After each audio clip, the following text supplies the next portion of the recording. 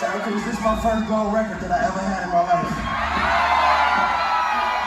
John Doe not here. Can y'all beat John Doe for me? Can y'all sing this shit as loud as you fucking can? Santa Cruz. Let's go. It's the negative line, extra drive, ready to paradise. Niggas blowing your mind, can't recognize.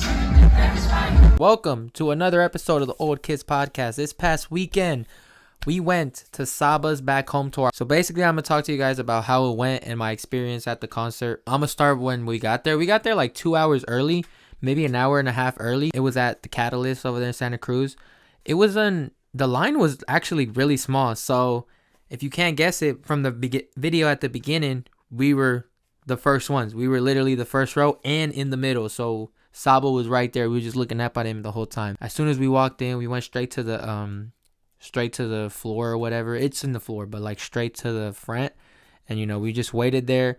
Honestly, it didn't take that long for it to start. I mean, it started like at 9, so it only took an hour, but it went by fast because we was like chopping it up with some dude next to us. Shout out to that dude. He's valid, certified for sure. But yeah, I'm gonna start off with the opener, which was Joseph Chilliams was the first opener.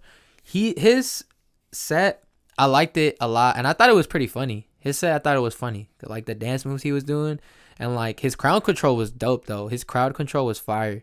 I didn't know any of his songs, but like it was still a dope performance. It was I believe he is Saba's cousin, and he's part of Pivot Gang. So yeah, I liked his performance a lot, man. It was only like 15 minutes too. It wasn't that long. I actually did check out a track by him that I heard in the concert, which is Rick James, and I actually found myself liking the song. So after him came Amindi, who, if you guys don't know of, she was a feature on Isaiah Rashad's The House is Burning on All Herb. Her performance was dope too, man. She came out sunglasses, she was vibing with us, dabbed us up twice. Her songs were nice too. I actually looked up a couple of her tracks as well. Cocoa Butter, Shoddy, that's a good track. And yeah, her performance was dope, man. It was very more soothing, chill. One thing I do say is I think the bass was, I don't know if it was because we were in the front, but the bass was a lot high. Like it was higher for her for some reason, and like her songs were more soothing, so like the bass being that high wasn't really helpful, but it still sounded great, and it was definitely worth it. After her came Femdot. His performance, like he knows, I feel like he's just a good performer. That was just a great performance. Had the crowd jumping, rapping his ass off. Actually, he even snuck in a little part where it wasn't even his track. He started singing Nights by Frank Ocean. They put like a beat over it, and like he just started singing it, and he told us after, he was like, yo, this isn't part of my set, that's just my favorite song. So yeah, it was dope, man. He performed a good amount of songs. I actually knew a couple of his songs. I knew 94 Camry, Lifetime, and he did perform both of those, so that was dope to hear. His performance though, I'm telling you, bro, his performance was definitely, it was fun. It was really fun. One thing I appreciate about this show is like all the shows I've been to, when there's openers and then between sets, they kind of just dial down and let like songs play, but like low volume. This one, it was like super quick. It was like, all right, Joseph Chilliams. All right, next up, Amindi. All right, that's enough. Okay, next up, what's Femdot? And before they even came on, they had the DJ come on first and play like a couple tracks. Man, they was playing some heat. They played Family Ties, played Mo Bamba. It was getting lit in there. And yeah, after Femdot though was the big man Saba. Saba's performance, I honestly loved it. I loved the set a lot. Loved the fact that they brought like the little bus stop he said from like Chicago and stuff and kind of recreated it, put it up there.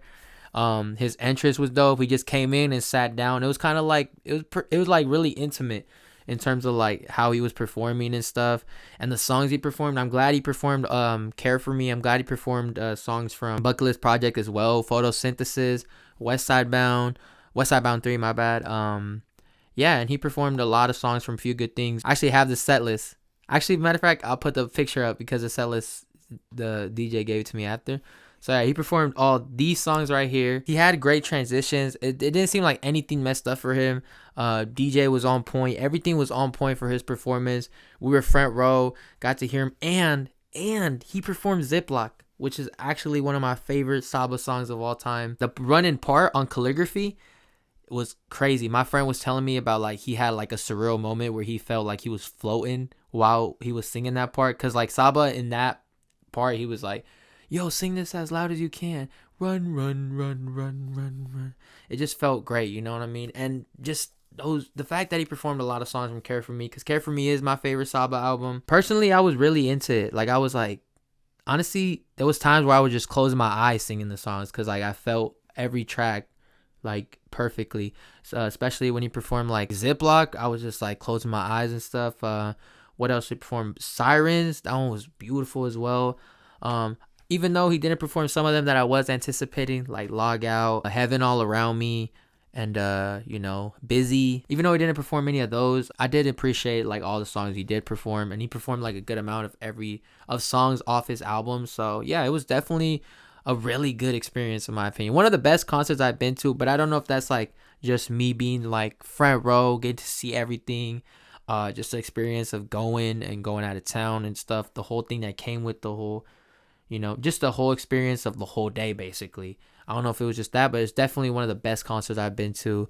Saba definitely knows how to put on a show. It's lit too. It was actually lit. Like when he performed Stop That, it did get lit. But don't go thinking like it's straight up like a mosh pit after mosh pit after mosh pit. This one's definitely more like feel the music, emotion. I would definitely recommend going to Back Home Tour, Saba's tour, just because like openers, fire.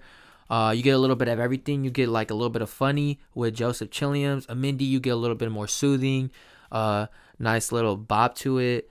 Nice little vibes with her. Femdot, you get a little bit of turntness, a lot of rapping for Femdot. And then Saba, you get a little bit of all that mix. You know what I mean? I don't think you probably could go to this tour actually now, because the last show was literally the day after our show.